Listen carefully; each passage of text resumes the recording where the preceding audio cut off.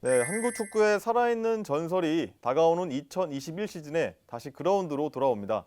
벌써 누군지 감이 오시죠? 호랑이가 마스코트인 K리그 울산 현대의 새 감독 홍명보 감독님을 오늘 스포츠아에 모셔봤습니다. 어서 오세요. 안녕하세요. 안녕하세요. 네, 연초인데 먼저 시청자분들께 새해 인사 부탁드립니다. 예, 2021년 울산 현대 호랑이 축구단 감독으로 선임된 홍명보입니다. 올 한 해도 제가 처음으로 데뷔하지만은 우리 K리그에 있는 팬들 많이 경기장에 찾아오실 수 있을지는 잘 모르겠지만 하여튼 K리그 많이 성원해 주시기 바라겠습니다. 고맙습니다. 새해가 되고 또 새 팀도 맡으셔서 여기저기서 연락도 많이 오고 좀 많이 바쁘시죠, 지금? 제가 오늘까지 이제 축구협회 그 시무식까지 마무리하고요. 그 다음에 이제 이곳에 처음 왔는데 뭐 저야 뭐 그렇게 방송이나 이런 거를 많이 하지는 않지만은 그래도 이렇게 또 인연이 돼가지고 이렇게 초청해 주셔서 감사합니다. 오랜만에 또 현장에 복귀하시는데 K리그는 처음이시잖아요. 다른 인터뷰에서는 못다한 숙제 같다라고도 말씀을 하셨는데 산전수전 다 겪으셨지만 그래도 이렇게 시작하려고 하면 좀 긴장되시나요? 뭐 아무래도 설레임이 좀 많고요. 제가 이제 다른 지도자와 좀 다르게 뭐 그동안 쓰임새가 좀 달라가지고 저는 이제 연령별 대표팀부터 이제 국가대표팀만 좀 많이 했었고요. 그러다 보니까 좀 K리그 데뷔가 많이 늦었네요. 근데 하지만 뭐 좀 늦게 데뷔하고 뭐 기존에 있는 우리 K리그 감독들에 비해서는 좀 연륜이 짧지만은 또 제가 그동안 경험했던 거를 가지고 K리그에서 잘할 수 있도록 노력하겠습니다. 네, 울산하면 마스코트가 앞서 말씀해 주셨듯이 호랑이인데 사실 호랑이 상이다라는 얘기도 되게 많이 나왔었어요. 게다가 좀 모교 역시 호랑이가 좀 마스코트고 좀 전에 말씀해 주셨듯이 축구협회 마스코트도 호랑이고 그런 면에서 울산 감독이 좀 운명이 아닐까 이런 생각까지 드는데 어떻게 좀 생각하시나요? 그동안 제가 경험했던 팀들이 다 마스코트를 호랑이로 갖고 있었는데 뭐 그렇다고 제가 호랑이 같이 그렇게 무서운 사람은 아니고요. 하여튼 호랑이의 어떤 아주 좋은 기운을 받아가지고 울산 현대에 이렇게 가게 됐는데 뭐 아무래도 많은 분들이 또 기대와 또 우려도 많이 하시는데 제가 또 앞으로 남은 기간 동안 좀 잘 우리 선수단과 또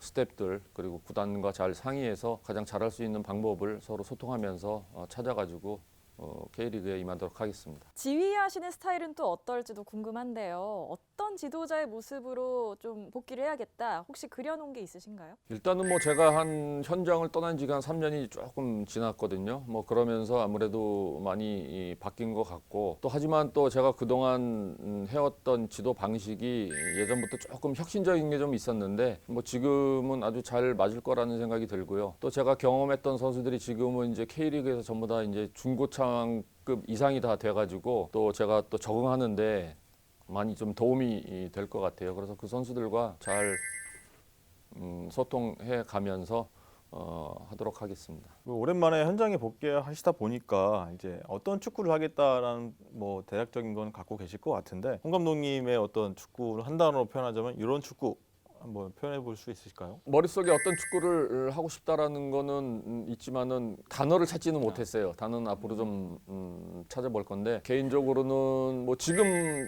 플레이하는 자체도 괜찮은 것 같아요. 근데 하지만 좀 더 역동적으로 좀 빠르게 하고 싶은 생각은 좀 있습니다. 이제 그러기 위해서는 역시 선수 구성도 조금은 이제 그 젊은 선수들도 좀 필요하고 또 노장 선수들의 어떤 조화도 좀 필요하고 뭐 그런 생각을 지금 조금씩은 하고 있습니다. 호랑이 축구 그렇게 정리하겠습니다.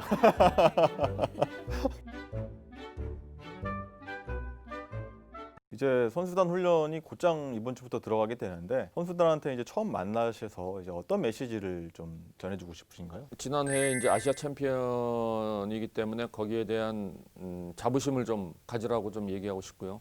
또 하나는 이제 K리그에서는 챔피언이 아니기 때문에 챔피언이 되기 위해서 모두 준비하고 노력하자라는 메시지를 좀 주고 싶습니다. 그리고 사실 내년에 어울리는 질문인 것 같긴 한데요. 이런 말도 있습니다. 홍명보의 10년 배운 주기설. 선수로서 1992년 신인 최초로 K리그 MVP를 땄고요. 2002년 월드컵 4강 신화를 이뤘죠. 그리고 감독으로서 2012년에는 런던 올림픽 사상 최초 동메달. 그리고 내년에 이제 2022년이 있는데 내년의 운을 좀 끌어오고 싶다 이런 생각도 혹시 하시나요? 그랬으면 좋겠고요.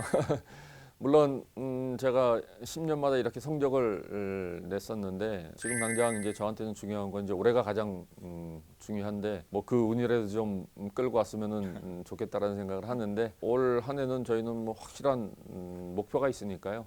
그 목표를 위해서 한 발씩 나아가야 되겠습니다. 이제 울산 감독 부임 직전까지 맡았던 대한축구협회 전무이사 얘기를 좀 해볼까 합니다. 홍명보라는 인물에 있어서 좀 중요한 시기였고 한국 축구계에 있어서도 굉장히 주목했던 일이긴데 대체로 보면 행정가로서 굉장히 성공적이었다는 평가가 다 주류를 이루는 것 같습니다. 지난 3년간 전무이사 했던 소회랄까요? 좀 돌아보니까 어떠신가요? 예, 3년이라는 시간이 굉장히 빨리 간 것 같고요. 또 제가 이제 짐을 정리하면서 제 스케줄표를 보니까 참 많은 일을 했던 것 같습니다. 많은 사람도 만났고요. 지금 이제 떠나서 다시 이제 현장으로 돌아가는데 제가 이제 축구협회 처음 들어왔을 때 굉장히 어려운 시기였거든요. 들어오면서 이제 한 가지 했던 다짐이 이제 일단 소통을 해야 되겠다. 어려운 환경에 있는 우리 선수, 지도자 또는 학부모들 또 연결되어 있는 단체들 그분들과 좀 많은 소통을 해야 되겠다라는 생각을 했는데 나름대로 몸은 굉장히 좀 힘들었는데 그래도 지금 축구계가 조금은 이제 안정되어 있고 정책적으로도 앞으로 이제 계속 잘 나갈 수 있는 것들을 좀 만들어 놨고요. 지금같이 이제 앞으로 축구협회가 나간다고 하면은 지금보다는 좀 더 발전 되겠지만은 그렇게 큰 문제는 없을 거라는 생각을 좀 하고 있어요. 그래서 나름대로 그동안 축구협회 3년 동안 일했던 것이 저 개인적으로도 아주 큰 공부가 됐고요. 그동안 경험했던 것들을 다시 한번 또 이제 현장에서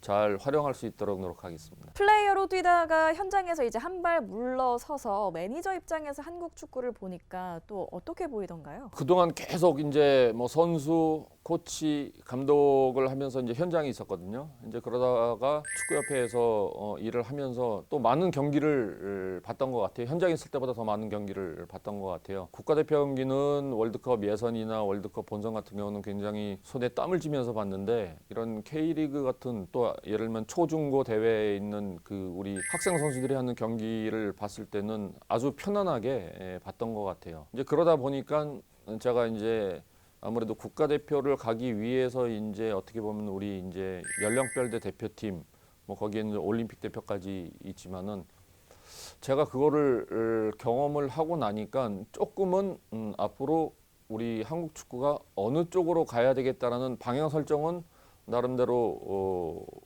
생각을 했던 대로 좀 된 것 같아요. 이제 그러 앞으로는 그 이제 좀 더 우리 그 학생 선수들한테 더 좋은 기회를 줘서 그 선수들이 이제 성인이 되기 전까지 여러 가지 경험을 하고 프로에 입단을 한다거나 성인에 데뷔한다고 하면은 지금 가지고 있는 경기력보다는 조금 더 좋아질 거라는 확신은 갖고 있습니다. 정말 많은 일을 하신 것 같은데 그러면 이렇게 많은 일 중에서도 대한축구 입장에서 이건 정말 잘한 거다라고 자랑할 만한 거 하나 있으실까요? 정몽규 회장님이 이제 취임을 하면서 이제 공약으로 많이 내세우셨던 거예요. 그게 제가 이제 들어가면서 그 계속 실행 단계였는데 조금 더 시간이 좀 앞당겨진 거죠. 예를 들면은 저희 8대8 그 어린아이들 8대8 그 대회도 저희가 시작이 됐고요. 아이들한테 정말 즐겁게 축구를 할 수 있는 그전에는 항상 이 승부라는 게 걸려 있기 때문에 어린 선수들이 기회가 많이 생기지 못하는데 일단은 어떻게 보면은 이 축제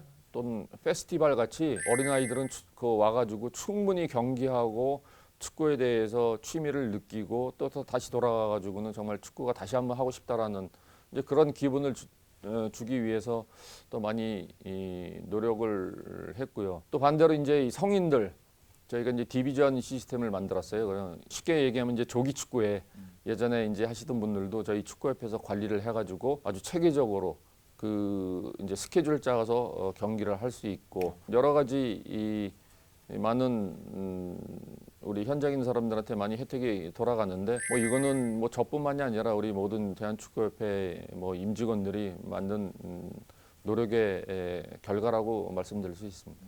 그렇다면 반대로 미처 다 완수하지 못했다던가 아니면 여건이 안 돼서 시도를 하지 못했다 하는 뭔가 아쉬운 점도 있을까요? 특히 여자 축구에 대해서는 저도 이제 들어오면서 많은 신경을 쓰고 많이 노력을 했는데 뭐 그래도 조금은 좋아졌지만은 아직까지 이 다른 정책들에 비해서 여자 축구는 조금 아직 부족한 점이 좀 있어요. 그 부분도 이제 뭐 앞으로도 좋아질 거라고 예상이 되고 또 지금 남은 분들이 또 거기에 있어서 또 의지도 갖고 있으니까 아마 그 여자 축구 부분도 저희는 잘 될 거라고 기대하고 있습니다. 제가 축구협회 직원들 좀 얘기를 많이 들어봤는데 대체로 이제 감독대처럼 리더십도 뛰어나고 책임감도 굉장히 뛰어났다라는 말씀들을 많이 하시더라고요. 뭐 예를 들어 뭐 정부나 국회 어떤 여러 기관들과 뭐 풀어야 할 일들이 많을 때 나설 땐 직접 나서주셔서 다 풀어주셨다 하더라고요. 뭐 어떤 일들이 좀 기억에 남으시나요? 뭐 저도 이렇게 처음 해보는 일인데 또 그 부분은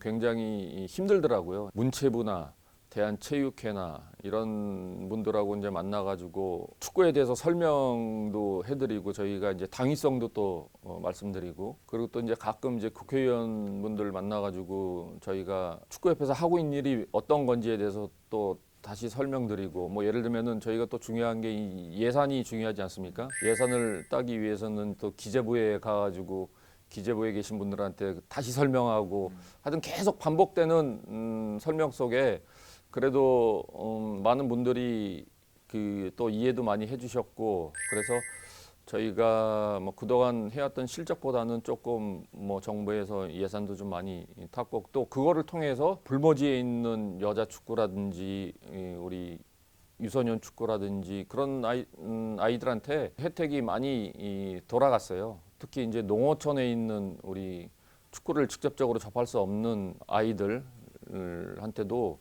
이런 혜택이 많이 돌아가서 물론 저는 그 역할 자체가 뭐 쉽지는 않았지만 지금 이렇게 생각하면 저도 아주 뭐 가슴이 뿌듯하고 기분 좋은 일이 많이 있었습니다.